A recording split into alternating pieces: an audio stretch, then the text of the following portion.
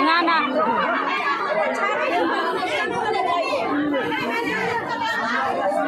তুমি কাগজে লেখাইতে গেলে বলতো আমি ইসলামে না লেখা মতো আমি ছাড়বো না।